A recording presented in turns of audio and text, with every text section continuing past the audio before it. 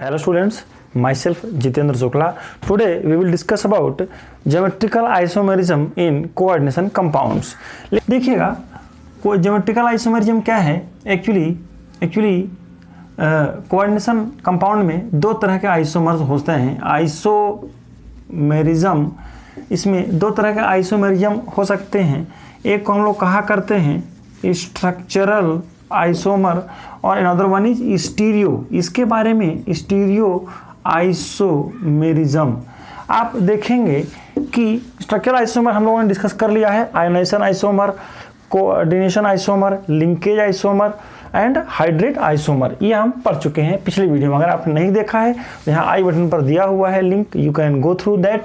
Late us see stereo isomerism. ये क्या होता है?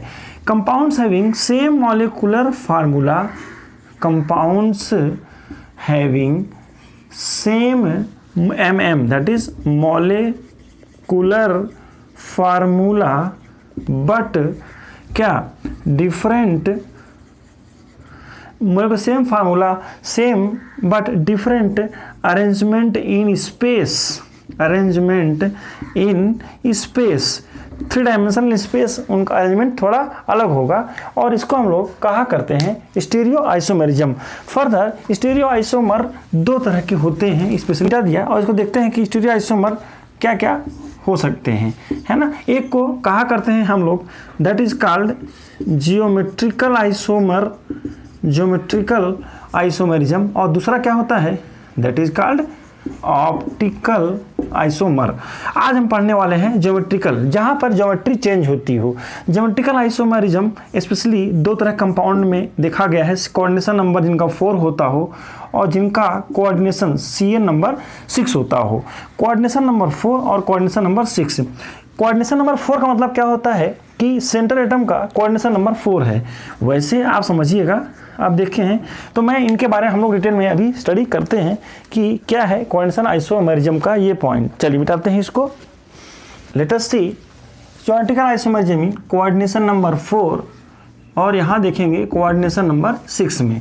पहले हम बात करते हैं कोऑर्डिनेशन नंबर 4 में किस तरह की ज्योमेट्री होती है. आप देखेंगे कोऑर्डिनेशन नंबर 4 ऐसे सेंटर एटम ये हो और इस तरह का हो. इसको मतलब एक M है, सेंट्रल मेटल M है, ये आप देखने की कोशिश करें. यहाँ पर एक इसको मैं डायग्राम में दिखाने की कोशिश कर रहा हूँ. अगर इस बॉल को सेंट्रल एटम आप समझें, है ना, इसको सेंट्रल एटम अगर आप समझें तो ये जो यहाँ स्टिक्स दिख रही होंगी ये चारों क्या है, एक प्लेन पर बना हुआ है और इनके बीच का एंगल, इसके और इसके बीच का एंगल कितना है, 90 डिग्री है. तो इसको कहते हैं स्क्वायर प्लेनर ज्योमेट्री कहते हैं. कोऑर्डिनेशन नंबर 4 है और ज्योमेट्री कैसी है, स्क्वायर प्लेनर. और दूसरी एक ज्योमेट्री और होती है कोऑर्डिनेशन नंबर 4 में, तो पहले इसको लिख लेते हैं, है ना. यहाँ पर L लगा देंगे, L और L लगा दिया, है ना. ये स्क्वायर प्लेनर ज्योमेट्री है और इसका जो हाइब्रिडेशन होता है वो DsP2 होता है. हाइब्रिडेशन का टॉपिक हम बाद में डिटेल में पढ़ेंगे, लेकिन अभी इसको समझिए इसका ज्योमेट्री क्या होता है. कोऑर्डिनेशन नंबर 4 में एक ज्योमेट्री और होती है सेंट्रल मेटल M और इस तरह से, है ना. आप ऐसे समझिए इसको,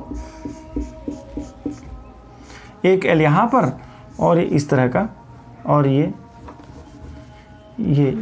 L है. इसको मैं फिर से बनाने की कोशिश करता हूँ. यस, ये L है और यहाँ पर क्या हो रहा है, ये L है, ये L है और ये L है. देखिएगा यहाँ पर भी 4 एटम लगे हुए हैं. कैसे लगे हुए हैं कि ये दोनों तो प्लेन पर हैं, एक ऊपर है और ये इधर है. ये टेट्राहेड्रल ज्योमेट्री क्या होगी, टेट्राहेड्रल कहते हैं हम लोग इसको. क्या कहते हैं इसको यार, है ना, इसको कहते हैं टेट्राहेड्रल. जैसे हम लोग CH4 के स्ट्रक्चर में कहा करते थे टेट्राहेड्रल स्ट्रक्चर है. इसका मतलब क्या हुआ समझने की कोशिश करेंगे. ये और ये दोनों प्लेन पर हैं, ये ऊपर और ये नीचे, ये प्लेन पर है ना. इनके बीच का बॉन्ड एंगल कितना है, 109, जो CH4 में हुआ करता है. इसमें से ये वाला बॉन्ड मैं टुवर्ड्स ऑब्जर्वर, मगर सामने से आप देख रहे हैं तो ये आपके तरफ है. अब देखिएगा यहाँ से यहाँ का बॉन्ड एंगल 109 डिग्री समथिंग है, यहाँ से यहाँ का एंगल 109 डिग्री है, यहाँ से यहाँ का एंगल 109 डिग्री है. इसका पोजीशन इसके रिस्पेक्ट में 109 डिग्री पर है. इसका पोजीशन इसके रिस्पेक्ट में, सभी तीनों का पोजीशन एक दूसरे के रिस्पेक्ट में कैसा है, 109 डिग्री है. आप देखेंगे ये टुवर्ड्स ऑब्जर्वर है. ये कहाँ होता है, सॉलिड वेज जो होता है वो टुवर्ड्स ऑब्जर्वर मैंने माना है तो इसको मैंने बनाया है. और अब पीछे यहाँ पर एक लगा देता हूँ इस तरह से, है ना. अगर मैंने यहाँ पर लगा दिया है तो देखिएगा, आप देखिए ध्यान से देखिए तो ये आगे की तरफ होगा और ये पीछे की तरफ हो गया। अब किसी भी बॉन्ड से किसी भी बॉन्ड का एंगल कितने का है, 109.5 डिग्री का है, तो बॉन्ड एंगल फिक्स है। अब इसको आप कैसे भी स्पेस में घुमाएंगे, है ना, इस तरह की स्ट्रक्चर को हम क्या कहते हैं, टेट्राहेड्रॉन बन जाता है, इधर से इधर से इस तरह, ये टेट्राहेड्रॉन स्ट्रक्चर कहते हैं और इसको टेट्राहेड्रल ज्योमेट्री कहते हैं। अब देखिएगा हम पढ़ेंगे कि CN4 में दो तरह की ज्योमेट्री मिलती है। इन दोनों में किस तरह के ज्योमेट्री में हमें ज्योमेट्रिकल आइसोमर मिलेगा। इसमें ऐसा देखा गया है कि इसमें हाइब्रिडेशन क्या होता है, sp3 होता है और इसमें नो ज्योमेट्रिकल आइसोमेरिज्म, GI माने शॉर्टकट में GI लिख रहा हूं मैं, नो ज्योमेट्रिकल आइसोमेरिज्म। इसमें ज्योमेट्रिकल आइसोमर क्यों नहीं होता है, बिकॉज रिलेटिव पोजीशन, अगर मैं इसको रोटेट करूंगा टेट्राहेड्रल स्ट्रक्चर को, तो इसके पोजीशन, इसके और इसके पोजीशन में कोई चेंज नहीं आता है। तो नो ज्योमेट्रिकल आइसोमर क्यों, बिकॉज यहां लिख लेते हैं, because relative position of, because position of ligand, because relative position of ligand remain same। Tetrahedral geometry आप कहीं मिल जाए, sp3 हाइब्रिडेशन हो, टेट्राहेड्रल ज्योमेट्री को कोऑर्डिनेशन नंबर 4 में दिया रहेगा उसमें कि टेट्राहेड्रल ज्योमेट्री है तो उसमें कोऑर्डिनेशन नंबर 4 भी है, और वहां पर ज्योमेट्रिकल आइसोमर क्यों नहीं होता है, क्योंकि relative position with respect to each other is same, इसीलिए यहां पर कोई ज्योमेट्रिकल आइसोमर नहीं मिलेगा। सर यहां क्यों बनेगा, अब देखिएगा इसमें भी कोई ज्योमेट्रिकल आइसोमर नहीं होगा। क्यों नहीं होगा, क्योंकि होमोलेप्टिक है। ये कैसा है, होमोलेप्टिक है। तो ज्योमेट्री हमने क्या देख लिया, कोऑर्डिनेशन नंबर 4 में दो तरह की ज्योमेट्री हो सकती है। अब मैं यहाँ पर एक चेंज करता हूँ, m, यहाँ पर l, यहाँ पर l कर देता हूँ, और यहाँ पर a, और यहाँ पर क्या कर देता हूँ a, दो लिगेंड एक जैसे, दो लिगेंड एक जैसे। तो यहाँ पर इसको भी क्या करते हैं, ये ज्योमेट्रिकल आइसोमर शो करेगा। चलिए इसके बारे में डिटेल में पढ़ेंगे, कौन शो करेगा कौन नहीं शो करेगा। तो अभी मैं ज्योमेट्री के बारे में बात कर रहा था, तो आगे चलते हैं, इसको मैं मिटाता हूँ और कोऑर्डिनेशन नंबर 6। तो आगे देखते हैं इसको देखने के बाद कि इनमें से कौन किस तरह की ज्योमेट्री शो करेंगे। पहले हम कोऑर्डिनेशन नंबर 4 को देख लेते हैं। तो मैंने कहा आपसे ये वाला शो करता ही नहीं, no geometrical isomerism, no GI, हम इसको मिटा देते हैं और आगे चलते हैं कोऑर्डिनेशन नंबर इस वाले में देखते हैं। चलिए देखते हैं। तो अभी हमने देखा कि शेप क्या होता है कोऑर्डिनेशन नंबर 4 में, स्क्वायर प्लानर हो सकता है और टेट्राहेड्रल हो सकता है। टेट्राहेड्रल ज्योमेट्री में कोई ज्योमेट्रिकल आइसोमर नहीं बनेगा। अब बनेगा कौन से में, टेट्राहेड्रल में नहीं बनेगा तो किसमें बनेगा, स्क्वायर प्लानर में बनेगा। स्क्वायर प्लानर में पहला एग्जांपल मैं लेता हूँ, m के साथ में क्या ले लेता हूँ यार, मैं A2 और L2 ले लेता हूँ। मैं इसके बारे में कुछ डिस्कस करूँ उसके पहले आप वेरी इंपॉर्टेंट पॉइंट यहाँ नोट कर लेंगे। नंबर 1 कि geometrical isomerism is possible only किसमें, ओनली इन हेटेरोलेप्टिक कॉम्प्लेक्स। किसी हेटेरोलेप्टिक कॉम्प्लेक्स का मतलब क्या होगा, that is all the ligands are different, या मीन्स से all the compound do not having, जैसे इसमें क्या हो, जिस तरह ये इस तरह का एग्जाम्पल है, सारे लिगेंड एक जैसे हों। अगर ML4 है ज्योमेट्रिकल आइसोमर नहीं हो सकता है ना, ML6 है एक जैसे हैं तो ज्योमेट्रिकल आइसोमर नहीं हो सकता है। तो ये तो बात हो गई कि यहाँ पर ज्योमेट्रिकल आइसोमर हो ही नहीं सकता है। मतलब कैसा होना चाहिए, हेटेरोलेप्टिक, मतलब क्या होना चाहिए, जैसे ML3 हो, ML2 हो और A2 हो जाए, है ना, कुछ भी मतलब अलग अलग होना चाहिए, है ना। तो ये पहला पॉइंट हो गया। और नेक्स्ट पॉइंट देखते हैं कि geometrical isomer is possible only in case of heteroleptic complex. दूसरा वेरी इंपॉर्टेंट है, क्या है, जब आप किसी का, जैसे मान लीजिए किसी के निकाल रहे हैं पॉइंट में लिखूंगा, मैं पहला पॉइंट जिसको लिया हूँ आप ध्यान से देखेंगे, ये मैंने लिया M और यहाँ पर L ले लिया और यहाँ पर क्या ले लिया, L लिया मैंने और यहाँ पर A लिखा और A। यहाँ पर L और A क्या है, L और A आर लिगेंड, चाहे वो एक जैसे मीन्स A चाहे तो एनायनिक लिगेंड हो चाहे न्यूट्रल हो, कैसा भी लिगेंड हो, ये कंपाउंड है और यहाँ पर ये लिगेंड है। देखिए अब यहाँ पर ये क्या है, ज्योमेट्रिकल आइसोमर क्यों है, तो देखिएगा हम देखते हैं कि L के सामने क्या है, ध्यान से देखिए, L के सामने A है, L के सामने क्या है, L के सामने A है, ये एक पेयर मिल गया। तो ऐसे पेयर जब दो अलग अलग लिगेंड आपस में मिले इसको कहा जाता है सिस। क्या कहा जाएगा, इसको कहा जाता है सिस। और इसमें मैं चेंज करता हूं। दूसरा नियम यह है कि जब आपको नया आइसोमर बनाना हो, मैंने एक नियम ये बनाया है, दूसरा नियम कहा है जब भी किसी का ज्योमेट्रिकल आइसोमर लिखें तो you need to go through the golden rule. आप अगर गोल्डन रूल का ध्यान रखते हैं तो जिंदगी में आप कभी ऐसा कोई प्रॉब्लम नहीं आएगा ज्योमेट्रिकल आइसोमरिज्म का। पहला प्रॉब्लम क्या, पहला टॉपिक ये ध्यान रखेंगे आप, पहला गोल्डन रूल कि geometrical isomerism is possible only in case of heteroleptic complex.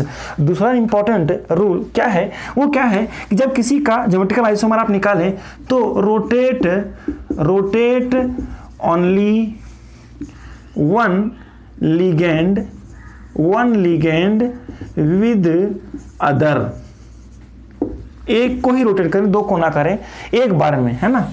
Once, यहां ऐसा लिख लेते हैं, वंस एक बार में एक ही लिगेंड को रोटेट करें, है ना। दूसरी थर्ड इंपॉर्टेंट पॉइंट क्या ध्यान रखेंगे कि टेक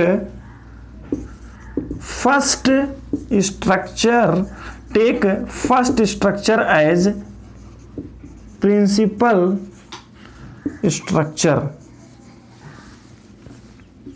प्रिंसिपल मतलब main, principal structure and do the change in that only।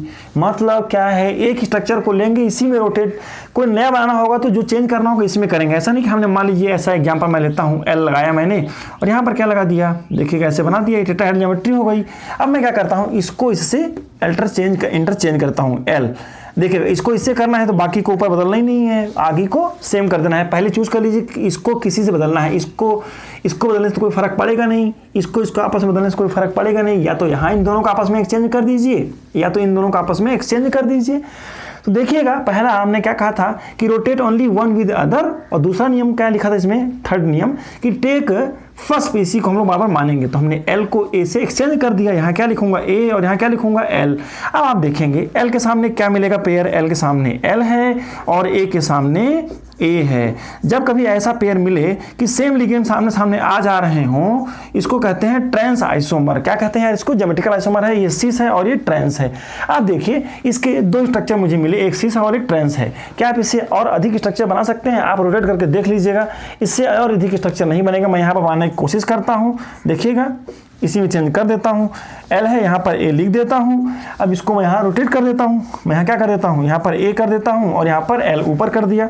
तो ध्यान से देखिएगा, इस बार मैंने नीचे वाले को नहीं चेंज किया, नीचे वाले को एल ए लिखा रहने दिया, ऊपर वाले को ऊपर से चेंज कर दिया। देखो तो क्या हो रहा है यार, ए के सामने एल है और यहाँ पर क्या है, एल के सामने ए है, ए के सामने एल के नहीं, यहाँ पर क्या है, ए के सामने ए है ना। फिर से देखो यार, ए के सामने ए है और क्या है, एल के सामने एल है। सामने सामने देखिए क्या हो रहा है भाई, जल्दी से देखिए इस स्ट्रक्चर को आप ध्यान रखिए, जल्दी से देखिए। इसके सामने ये है ना, ये और ये सामने सामने आ रहे हैं। इसका मतलब क्या हुआ कि they are opposite to each other, सामने है एक दूसरे को। जब कोई सेम लिगेंड एक दूसरे के सामने आ रहे हों तो उसको कहा जाता है ट्रांस। क्या कहा जाएगा, उसको ट्रांस कहा जाएगा। यहाँ और यहाँ पर आ रहे हैं, क्या कहा जाएगा, वो भी ट्रांस है ना।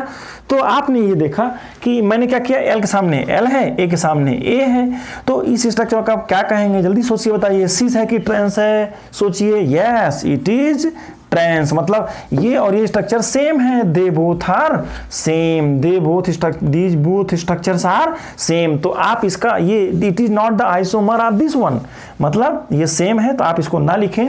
मतलब इस तरह के कंपाउंड में, जैसे आप किसी एग्जांपल लिखने की कोशिश करिएगा, मैं यहाँ पर दे रहा हूँ एग्जांपल NH, तो इसका नाम भी लिखिएगा और इसका एग्जांपल भी लिखिएगा, Cl2 ऐसा कंपाउंड दिया हुआ है।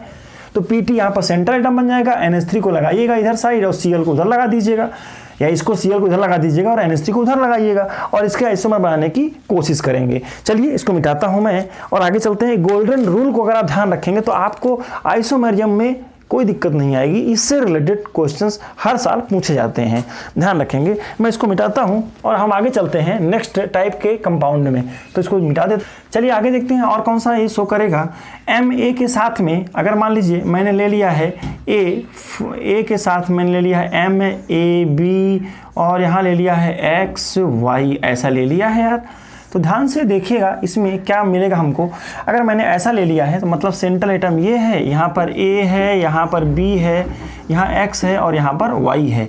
तो अभी देखिए क्या मिल रहा है, स्क्वायर प्लानर है। तो आप देखिए ए के सामने कौन है, ए के सामने वाई है, और बी के सामने कौन है, बी के सामने एक्स है। चलिए अब इसको आप क्या कहेंगे, अलग अलग पेयर है तो इसको क्या कहेंगे, सिस। एक ध्यान रखेंगे बात, यहाँ पर ए और बी, ए और बी को क्या मान लेता हूँ यार, ए और बी को न्यूट्रल मान लेते हैं। ए और बी को क्या मान लेते हैं, न्यूट्रल मान लेते हैं, न्यूट्रल लिगेंड है ना।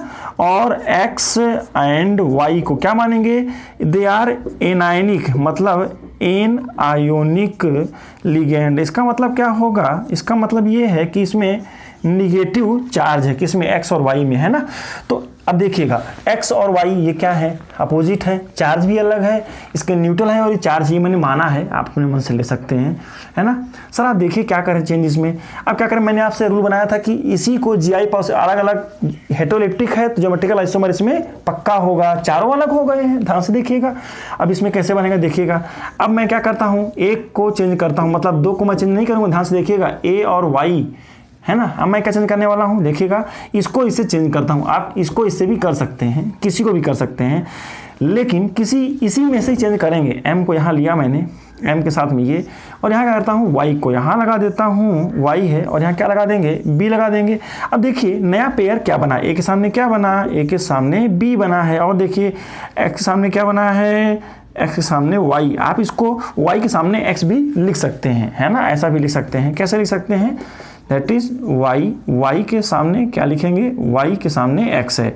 तो देखिएगा यहाँ पर ध्यान से देखिएगा, in this structure what will you observe, A के सामने बी है, मतलब न्यूट्रल लिगेंड आमने सामने हो गए। ए बी क्या है, न्यूट्रल लिगेंड है, अमोनिया हो सकता है, H2O हो सकता है, इसके सामने सेम लिगेंड हो गए, और निगेटिवली चार्ज सेम सामने सामने हो गए, तो इसके पोलैरिटी में फर्क आ जाएगा। और ऐसे स्ट्रक्चर को क्या कहा जाता है, ध्यान से देखिएगा, ट्रांस कहते हैं भाई। क्या कहते हैं इसको यार, ट्रांस कहते हैं। इसको मैं मिटा देता हूँ, फिर यहीं पर लिखता हूँ। चलिए इसको मैंने मिटा दिया है, और आगे देखते हैं कि क्या होगा। आप देखिएगा इसमें हम और चेंज करते हैं, इसमें चेंज मत करिएगा प्लीज़, केवल फर्स्ट स्ट्रक्चर को ही प्रिंसिपल मान करके, मेन मान करके उसी को रोटेट करेंगे। मतलब आपने इसको तो एक्सचेंज कर लिया है, अब हम किसको एक्सचेंज करते हैं, अभी इन दोनों को एक्सचेंज कर लेते हैं। फिर से देखिएगा, इनको मैंने एक्सचेंज कर लिया है, या तो इनको करते, इनको जिसको भी करना चाहो आप कर सकते हो। आप देखिएगा एम, मैं बाकी को चेंज नहीं करूँगा, जिसको मुझे चेंज नहीं करना है उसको मैं चुपचाप लिख लेता हूँ। मैं इन दोनों को चेंज करने वाला हूँ, ध्यान से देखिएगा। मैं क्या करूँगा, बी को ऊपर लिखूंगा और ए को ऊपर। एक बार में दो को चेंज मत करिएगा, एक बार में एक को चेंज करना है।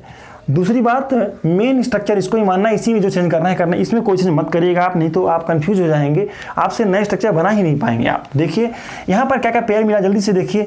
बी के सामने वाई मिला है, बी के सामने क्या मिला है, वाई मिला है, और ए के सामने क्या है, एक्स। एक निगेटिव, एक न्यूट्रल लिगेंड है, बी क्या है, B is neutral ligand, neutral ligand के सामने वाई मिला है, ए एक न्यूट्रल लिगेंड है, और यहाँ पर एक्स है। तो ये क्या कहलाएगा, ये भी माना जाता है सिस। क्यों, क्योंकि अपोजिट चार्ज वाले मिल रहा है, न्यूट्रल और एनायनिक मिल रहा है, यहाँ पर न्यूट्रल और एनायनिक। तो ये दो स्ट्रक्चर इसमें सिस बनेंगे और एक स्ट्रक्चर ट्रांस बनेगा। आप चाहें तो एक और बना के देखें, लेकिन ध्यान से देखिएगा, इसके अलावा और कोई स्ट्रक्चर नहीं बनेगा। आप बना के देखिएगा, जैसे मैं यहाँ पर ऐसा करता हूँ, अभी इन दोनों को एक्सचेंज किया था, अब इसको एक्सचेंज करके देख लेता हूँ, ए और बी। आप सोच रहे होंगे इसको चेंज करके देखता हूँ, यहाँ पर y कर देता हूँ और यहाँ पर x। तो क्या पेयर बनेगा देखिए, तो a के सामने क्या बनेगा, a के सामने x, और b के सामने क्या बनेगा यार, y। ax by, अरे ax by कहीं बना होगा, जल्दी से देखिए, यही बना है, देखो ax है और by है, ये दोनों सेम है। तो ये दोनों क्या है, they are not considered as isomer, geometrical isomer नहीं है।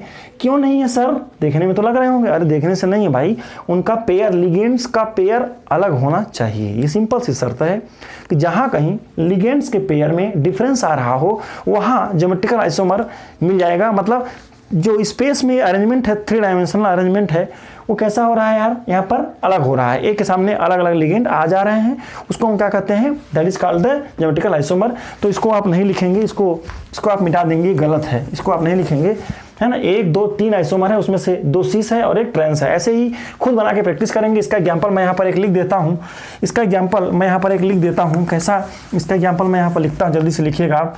आप इसका एग्जाम्पल और भी ले सकते हैं। PT के साथ में यहाँ क्या ले लिया, मैंने यहाँ ले लिया NH3 ले लिया, ब्रैकेट बंद कर देते हैं। मैंने यहाँ पर H2O ले लिया, है ना। मैंने यहाँ पर ले लिया क्या ले लेता हूँ यार, ब्रोमाइडो, और यहाँ पर ले लेता हूँ साइनाइडो। बस इसको आप खुद बना करके प्रैक्टिस करिएगा और देखिएगा कैसे बनते हैं और बना के देखेंगे, है ना। आगे चलते हैं नेक्स्ट, आगे एक और मिटा देते हैं इसको, फिर आगे चलते हैं नेक्स्ट कंपाउंड की तरफ और क्या बन सकता है। पहले इसको मिटा देता हूँ। तो अब हम देखते, इसको मिटा दिए हैं और आगे देखते हैं कि क्या करना है। इसको इससे मिटा देते हैं। ये ज्योमेट्रिकल आइसोमर शो कर रहा है, ये भी शो कर रहा है। कुछ और एग्जाम्पल लेते हैं। अगर मैंने मान लीजिए ऐसा ले लिया कि Ma3L, ए का मतलब कोई न्यूट्रल लिगेंड या अलग टाइप का, और L है, तो देखिए इसमें करके M के साथ में क्या होगा, A ले लेते हैं, यहाँ पर A, यहाँ पर L, A, 3 मैंने एक जैसे लिगेंड लिए और एक ऐसा है। तो यहाँ पर क्या पेयर मिल रहा है, A के सामने L है, A के सामने यहाँ पर A है और A के सामने L है। तो देखिएगा ये बना अच्छा। और अगर मैं इसको चेंज करता हूँ किसी को यार, इस तरह का पोजीशन मैंने बना दिया, टेट्राहेड्रल ज्योमेट्री नहीं है, स्क्वायर प्लेनर है। यहाँ पर मैं इसके पोजीशन को नहीं बदलता हूँ, इसको चेंज कर देता हूँ। क्या करूँ, इसको इन दोनों को एक्सचेंज कर देता हूँ। सर क्या करना है, A और यहाँ पर L, फिर से देखिएगा L की जगह मैंने A कर दिया और इसकी जगह एक बार में एक ही को चेंज करना है। तो सर आप क्या मिलेगा यहाँ पर देखिएगा, यहाँ में मुझे मिलेगा A के सामने L और A के सामने क्या मिलेगा, A। क्या ये दोनों आपस में ज्योमेट्रिकल आइसोमर हैं? बिल्कुल नहीं है। क्यों नहीं है बताइए तो? क्योंकि जो पेयर यहाँ मिल रहा था वही पेयर यहाँ भी मिल रहा है। तो इस तरह का कंपाउंड कोई ज्योमेट्रिकल आइसोमर शो नहीं करेगा। और देख लीजिए अगर L4 है तो देखिए, तो इसको स्क्वायर ब्रैकेट ठीक से बनाएंगे, ML4 है तो यहाँ कोई ज्योमेट्रिकल आइसोमर नहीं है, है ना, ये गलत है। आगे देखिएगा, समझने के लिए आपको मैंने बनाया था। आगे चलते हैं। ML4 क्या होगा, क्या वो बनाएगा? यहाँ पर देखिए जल्दी से, अरे यहाँ पर अगर आप M रखते हैं, 4 लिगेंड हैं, L L L और L है, ये कभी कोई ऐसा कंपाउंड कभी ज्योमेट्रिकल आइसोमर शो नहीं करेगा, क्योंकि L के सामने तो L ही रहेगा हर पेयर में, तो ये भी कोई ज्योमेट्रिकल आइसोमर शो नहीं करेगा। आप ऐसे भी कुछ और क्वेश्चन देख सकते हैं। तो ज्योमेट्रिकल आइसोमर केवल इन 2 में शो होता है, इस बात का आप ध्यान रखेंगे। और चलते हैं आगे। अच्छा, इसी में एक कुछ और क्वेश्चन आपसे पूछ सकता है। अब मैं आगे चलता हूँ, किसी में say that is coordination number 4 के इतनी तरह के आइसोमर्स मुझे मिलते हैं, आप उसका थोड़ा प्रैक्टिस करेंगे। अब हम देखते हैं कोऑर्डिनेशन नंबर 6 का कंपाउंड। देखिए कोऑर्डिनेशन नंबर 6 का सेंटर एटम मैंने लगा दिया, इस तरह का 4 प्लेन पर लगा दिए हैं और एक मैंने ऊपर लगाया है, यहाँ पर इस तरह का, ये ऊपर है, ये ज्योमेट्री है, ये 4 प्लेन पर है और एक इधर नीचे है। ध्यान से देखिएगा इसमें बना कैसे है, आप समझिएगा। यहाँ पर कोई लिगेंड लगे हुए, यहाँ पर L है, यहाँ पर L है, यहाँ पर L है, यहाँ पर एक A लगा दिया है, यहाँ पर A लगा दिया है। सर ये कैसे लगाए हैं, बनाया कैसे है, आप इसको थोड़ा समझने की कोशिश करेंगे, आप थोड़ा समझेंगे। यहाँ पर मैं एक स्ट्रक्चर बनाने की कोशिश करता हूँ। देखिएगा यहाँ पर एक 3 डायमेंशनल स्ट्रक्चर आपको शायद दिख रहा हो, ये 3 डायमेंशनल स्ट्रक्चर मैंने बनाने की कोशिश किया है। आप देखेंगे इसमें क्या है, एक मतलब ये देखिए 1 2 3 4, ध्यान से देखिएगा, इसको ध्यान से देखिएगा, 1 2 3 4, ये चारों प्लेस कैसे हैं, they are on the plane, ये ब्लैक बोर्ड के चारों तरफ है 1 2 3 4, तो यहाँ कैसे हैं 1 2 3 4, ये ऐसे हैं मान लीजिए। और ये किधर है, ये आपके तरफ है, ये टुवर्ड्स ऑब्जर्वर है ये वाला प्लेन, और इसके पीछे भी इधर है, ये क्या होगा, अवे फ्रॉम ऑब्जर्वर है। तो ऑक्टाहेड्रल इसको क्यों कहते हैं, इसको ऑक्टाहेड्रल शेप कहते हैं। क्या कहते हैं, CN नंबर को क्या कहते हैं यार, इसको कहा जाता है ऑक्टा, क्या कहते हैं इसको यार, इसको कहते हैं ऑक्टाहेड्रल शेप कहते हैं। क्या कहते हैं, ऑक्टाहेड्रल शेप।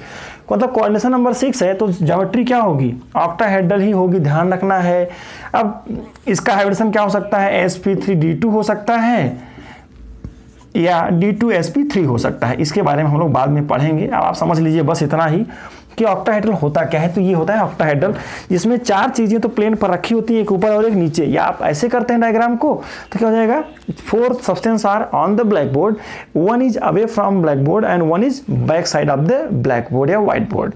समझ में आ रहा होगा आपको, मैंने यहाँ पर समझाने की कोशिश किया है, ध्यान से देखिएगा, है ना। इसमें ऑक्टाहेड्रल क्यों कहते हैं इसको, यहाँ पर से देखते हैं तो देखिएगा यहाँ से ये एक सरफेस 1, ये 2, देखिएगा यहाँ से 1 2 ये 3 है ना, 3 कॉर्नर को मिलाने से एक सरफेस बन गया है, एक प्लेन बन गया है। 1 ये 2, यहाँ दिख नहीं रहा होगा नंबर लिखा हुआ, 1 2 हो गया, ये 3 ये 4, ये 4 ऊपर हो गए, और ऐसे ही यहाँ क्या हो जाएगा, यहाँ देखेंगे ये 5 ये 6 और ये 7 और यहाँ पर 8 मान लेंगे, है ना। तो 8 इस तरह से 8 सरफेस हैं इसमें, 8 प्लेन सरफेस हैं इसमें, 8 प्लेन सरफेस हैं, इसीलिए इस स्ट्रक्चर को हम लोग नाम देते हैं ऑक्टाहेड्रल शेप। तो CN नंबर 6 है, तो कई बार बच्चे पूछा करते हैं कि CN नंबर 6 है तो ऑक्टाहेड्रल कैसे हो गया। तो CN नंबर 6 है तो ऑक्टाहेड्रल इसलिए बनेगा, क्यों, क्योंकि इसमें कितने हैं 1 मीन्स फेस कितने हैं 8 फेसेस हैं इसमें, 8 प्लेन सरफेस है, इसीलिए इसका नाम क्या कहते हैं यार, ऑक्टाहेड्रल कहते हैं। जल्दी से देखते हैं कि ऑक्टाहेड्रल में किस तरह के कंपाउंड शो करते हैं ज्योमेट्रिकल आइसोमर। इसको मिटाता हूँ शेप को पहले। तो कोऑर्डिनेशन नंबर 6 में पहला एग्जाम्पल हम यहाँ देखते हैं, क्या एग्जाम्पल ले लेते हैं। मान लीजिए यहाँ पर M है और M के साथ मेटल है, और यहाँ पर मैं ले लेता हूँ L4 और A2। ये क्या एग्जाम्पल हो सकता है, देखिएगा यहाँ पर मैं इसको फिर से लिख देता हूँ MAL4, M सेंट्रल एटम है।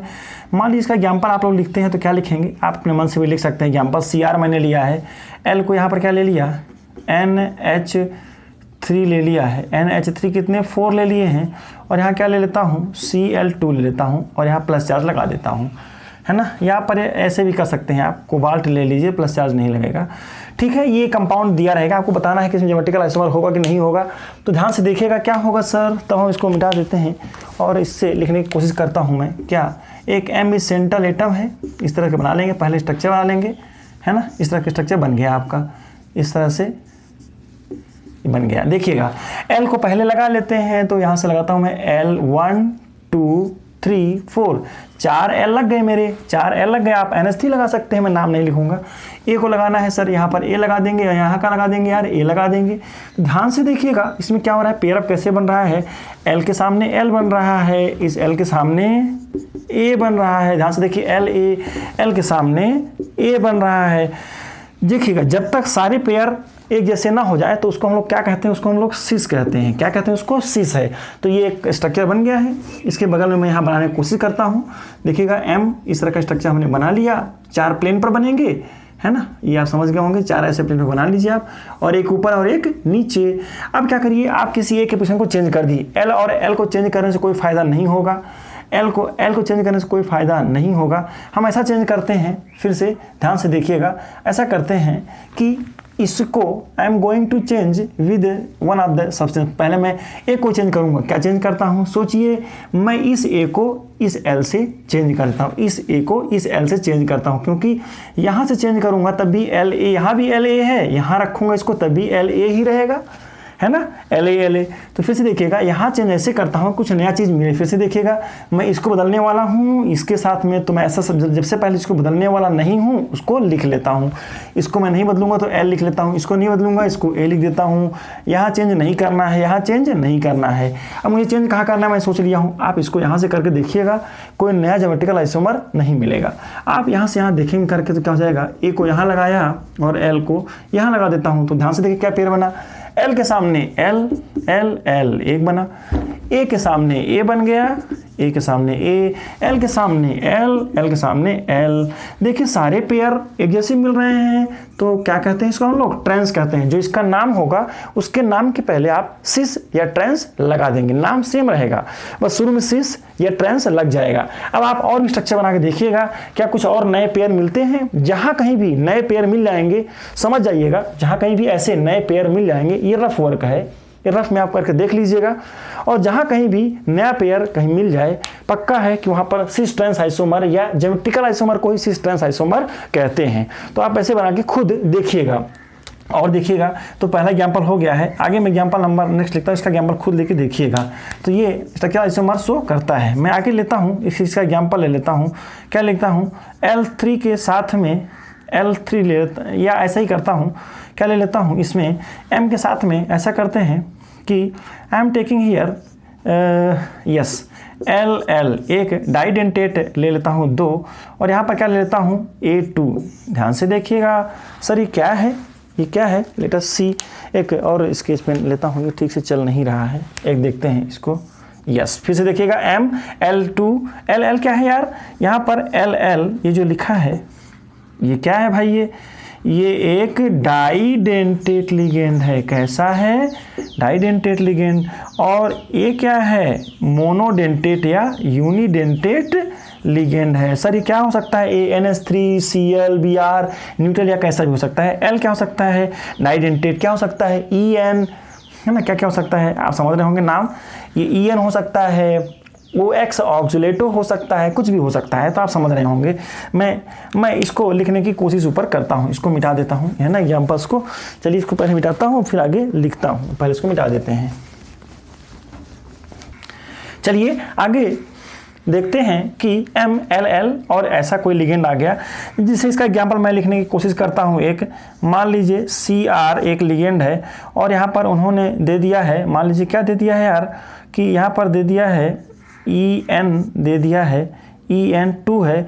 और यहाँ पर मैं इसमें कुछ ले लेता हूँ, क्या ले लेता हूँ, I2 ले लेता हूँ।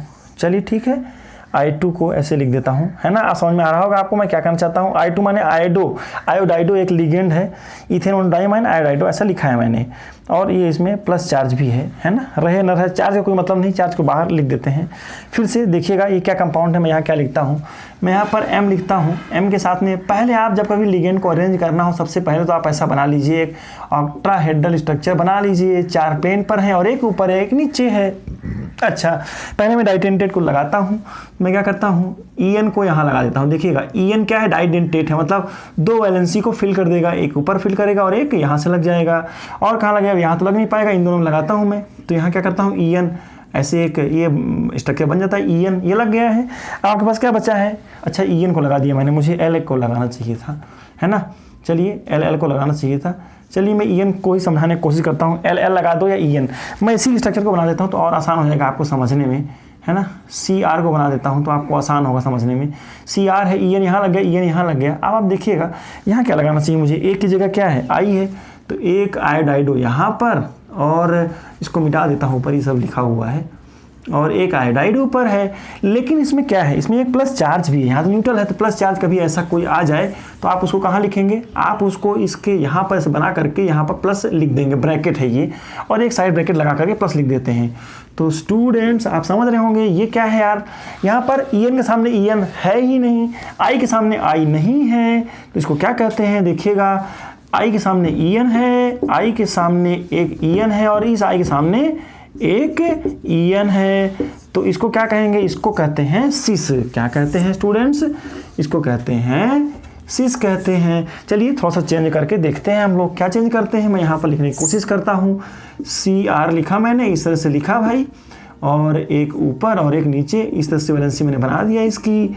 और क्या करते हैं, ध्यान से देखिएगा, एक की पोजीशन को मैं चेंज करूंगा। क्या चेंज करता हूं, इस I को यहां रख देता हूं और इसको यहां रख देता हूं। फिर से देखिएगा, मैं इसके रिस्पेक्ट में I को यहां लगाऊंगा और बाकी को जिसको चेंज नहीं करना है पहले उसको लिख लेते हैं। इसको मिटा देता हूं, और जिसको चेंज नहीं करना है, किसको, इसको चेंज नहीं करना है। सर आप चेंज किसको करने वाले हैं, EN और I को एक्सचेंज करेंगे। EN को इधर लिख दूंगा मैं, कैसे लिखूंगा, ध्यान से देखिएगा, EN इसको यहाँ और इसको इस तरह से, डाइडेंटेट है ना, इसीलिए 2 वैलेंसी खत्म करेगा ये। ध्यान से देखिएगा, अब देखिए EN के सामने EN आ रहा है, इथेनॉल डाइमाइन, EN के सामने EN आ रहा है, I के सामने I आ रहा है। यहाँ पर NH3 भी हो सकता था, है ना, जो भी I की जगह जो आप लेना चाहें ले सकते थे, कोई भी लिगेंड चाहे न्यूट्रल चाहे जो भी हो।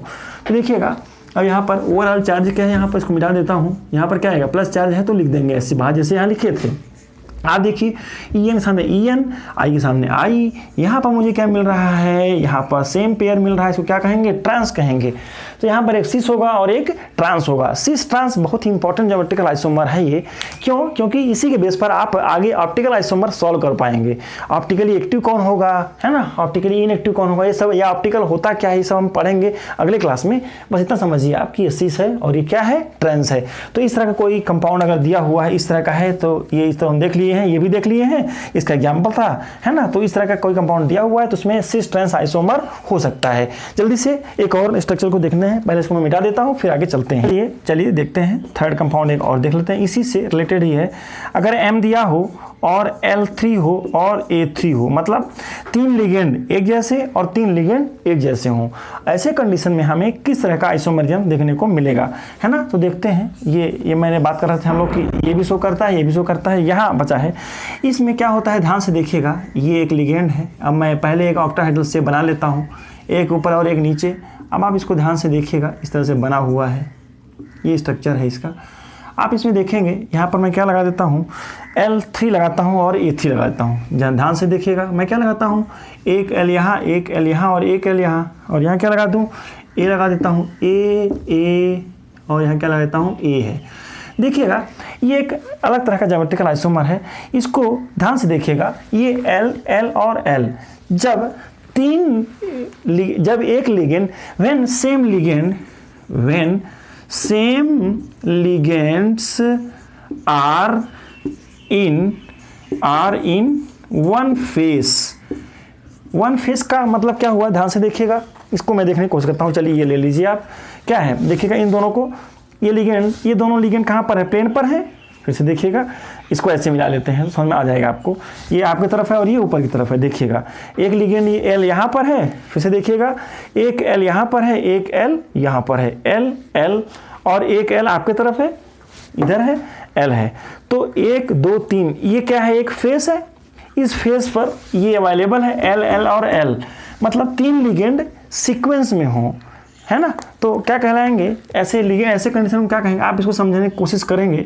तो कैसे बना है स्ट्रक्चर, ये इस तरह का स्ट्रक्चर। ध्यान से देखिए, तो ये एक फेस मिल रहा है आपको, ये देखिए 1 2 3 कॉर्नर, 1 2 3, फिर से देखिएगा 1 2 3, किसी भी सरफेस में देखिए 1 2 3, मतलब 2 प्लेन पर हो और एक इस तरफ हो। किसी भी एक प्लेन के 3 कॉर्नर होते हैं, यहाँ पर एक प्लेन के 3 कॉर्नर्स हैं। तो किसी भी प्लेन के, चलिए इसको ले लेते हैं, इस किसी भी प्लेन के 3 कॉर्नर पर अगर कोई हो, और उसको क्या कहेंगे यार, उसको हम लोग स्पेशल नाम देते हैं, क्या कहते हैं, फेस, उसको कहते हैं फेसियल और मेरिडोनियल, फैक कहते हैं, फैक है ना, FAC, फैक मर आइसोमर कहते हैं इसको। तो फेसियल है, ये फेक है, एक फेस पर तीनों इकट्ठा हो गए हैं, इसलिए इनका नाम मैंने क्या दे दिया है, इसका नाम मैंने दे दिया है फेक या फेसियल आइसोमर कहते हैं। एक तरह का ज्योमेट्रिकल आइसोमर है। वैसे देखिएगा, आप इसके लिए भी देख सकते थे, आप यहाँ भी मिला सकते थे, ये तीनों ऐसे हैं। और देखिए ध्यान से, तो ये देखिए 1 2 3, मतलब आप इसे समझिए, एक यहाँ और एक ऊपर। तो ये वाला फेस पर, ये वाला फेस क्या हो रहा है, they are at the, if the 3 same ligand are on the corner of any face, such type of isomer is called facial या फेक आइसोमर कहते हैं। फिर से देखिए, same ligands are present at the corner of the face of any octahedron, then that is called facial isomer। इसको मैं मिटा देता हूँ। आगे देखते हैं, कुछ चेंज करते हैं। क्या चेंज करते हैं, मैं यहाँ पर चेंज करने की कोशिश करता हूँ। देखिएगा, M है, पहले तो आप कभी भी स्ट्रक्चर बनाएं तो आप ऐसे इसी को बना लें तो आपको आसानी रहेगी। आप इस तरह का एक स्ट्रक्चर बना लें। मैं ये जो पहले बनाया हूँ 4 जो प्लेन पर बने हुए हैं, अब इसमें मैं चेंज किसको करने सोच रहा हूँ, मैं इसको इससे चेंज करने की सोच रहा हूँ। आप कहीं भी करके देख लीजिएगा। मैं क्या करता हूँ, जिसको चेंज करने वाला हूँ उसको मैं बाद में लिखूंगा, पहले इसको मैं लिख लेता हूँ। A है और A है, हाँ, तो मैं इस L को इस A से चेंज कर रहा हूँ। A से A को चेंज करने से कोई फायदा नहीं होगा। ध्यान से देखिएगा, L को A से चेंज करता हूँ, यहाँ पर A लिखता हूँ, यहाँ पर L लिखता हूँ। ध्यान से देखिएगा, यहाँ क्या हो रहा है, ऐसा कोई भी फेस नहीं है कि जहाँ पर सेम लिगेंड मिल रहा हो, मतलब यहाँ पर 3 लिगेंड एडजेसेंट हो जा रहे हों। दे आर L, एक फेस पर नहीं है, they are on the plane. तो देखिए, किसी भी फेस पर ऐसा प्लेन नहीं मिल रहा है, इसको कहते हैं मेरिडियोनल कहते हैं, है ना, या मर कहते हैं। आप समझिएगा यहाँ पर कैसे ये दिया है, आप इसको समझने की कोशिश करेंगे, जल्दी समझ में आ जाएगा आपको। देखिएगा, इसके कितने फेस हैं, 1 फेस ये है, 1 2 3 कॉर्नर है इसके। फिर से देखिएगा, 1 2 3 कॉर्नर है, एक फेस ये हो गया। ऐसे ही ये 1 2 3 कॉर्नर है, एक फेस ये हो गया। फिर देखते हैं यहाँ पर क्या, 1 2 3 कॉर्नर, ये फेस ये होगा। ऐसे ही इसमें 4 फेस ऊपर है और 4 फेस नीचे हैं। किसी भी फेस पर अगर तीन लिगेंड किसी एक फेस के कॉर्नर पर हो तो उसको फेशियल कहते हैं। लेकिन यहाँ क्या हो रहा है, एक लिगेंड L, एक 1 2 3, देखिएगा 1 2 3 same ligand on the plane हो गए, इक्वेटोरियल पोजीशन पर आ गए, तो इसको क्या कहते हैं, मेरिडियनल कहते हैं। क्या कहते हैं, 1 2 3, देखिए फेस पर नहीं है, देखिए they are on the corner of, ये स्क्वायर हो गए, 1 2 3 हो गए, किसी फेस को फेस के कॉर्नर पर अवेलेबल नहीं है, इसीलिए क्या कहलाएंगे, मेरिडियनल कहलाते हैं, मर कहलाते हैं, MER मेर कहते हैं। तो फेक मर आइसोमर के नाम से भी जाना जाता है। तो इस डायग्राम से शायद आपको इसको 3D स्ट्रक्चर बनाने की मैंने कोशिश किया था, तो फेस समझ में आया होगा आपको। और मेरिडियनल कब होगा, 1 2 3 ऐसे हो, यहाँ हो, मतलब 3 लगातार ऐसे कोई भी एक मिल जाए, 1 2 3 इस तरह से, फेस पर नहीं, 1 2 3 लगातार एडजेसेंट मिल जाए, तो इनको कहा जाएगा क्या, कि अगर 3 लिगेंड 1 2 3 3 लिगेंड इक्वेटोरियल पोजीशन पर हो या लगातार इस तरह से हो, एक फेस पर नहीं, 1 2 3 इस पोजीशन पर हो, मतलब आप समझें कैसे, 1 2 3 या 1 2 3 ऐसे किसी पोजीशन पर होते हैं, उसको मेरिडियनल आइसोमर कहते हैं। कई बार एग्जाम में पूछा गया, तो फेक मर आइसोमर क्या होता है हमसे बन जाएगा।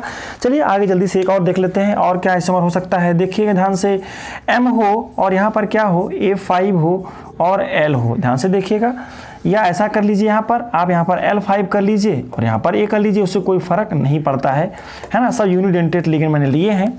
ये वाला क्या होगा, ऐसा कोई आइसोमर शो नहीं करेगा, देखिएगा it is not showing any geometrical isomer. क्यों नहीं शो करता है, बिकॉज रिलेटिव पोजीशन सेम रहेगी। और क्या होगा, ऐसे कोई क्वेश्चन आया तो आप सीधे देखकर ही बाहर कर देंगे उसको। आप खुद बना के प्रैक्टिस करिएगा, क्या इसमें कोई ज्योमेट्रिकल आइसोमर आएगा कि नहीं आएगा। M के साथ में L6 हो जाए, एक जैसे लिगेंड कोई सेम हो जाए, उसमें भी कोई ज्योमेट्रिकल आइसोमर नहीं हो, क्योंकि तो होमोलेप्टिक हो गया। और हमने शुरू में डिस्कस किया था कि हेट्रोलेप्टिक कॉम्प्लेक्स ही कोई ज्योमेट्रिकल आइसोमर शो करते हैं।